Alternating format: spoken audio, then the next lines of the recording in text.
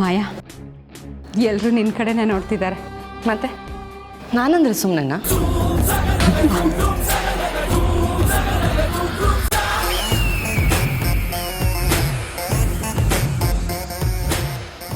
ಏನ್ ಬಟಾಣಿಗಳ ಆಟಾಡ್ತಿದ್ರಾ?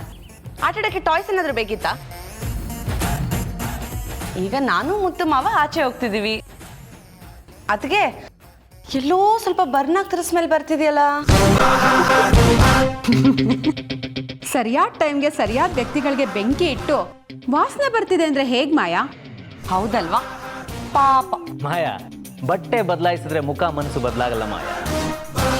ಕಲ್ಲಿನ ತರ ಮನ್ಸಿರೋರು ಸ್ವರ್ಗದಲ್ಲಿದ್ರು ಒಂದೇ, ನರಕದಲ್ಲಿದ್ರು ಒಂದೇ ಅಲ್ಲ. ಒಂದು ದಿನ ನಮ್ ಬೆಳ್ಳಿ ತರ ಇರಕ್ಕಾಗತ್ತಾ?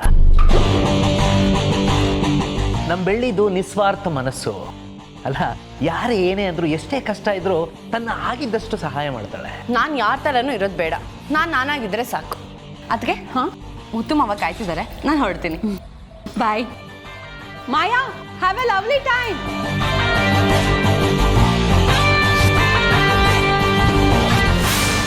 ಆದ್ರೂ ಷಣ್ಮುಗಣ್ಣ, ಮಾಯಾ ತುಂಬಾ ಚೆನ್ನಾಗಿ ಕಾಣಿಸ್ತಿದಲ್ಲ ಡ್ರೆಸ್ಸಲ್ಲಿ.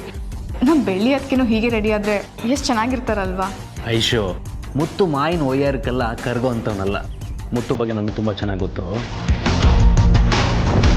ಮಾವ, ನಾನು ರೆಡಿ, ಹೊರಡೋಣ.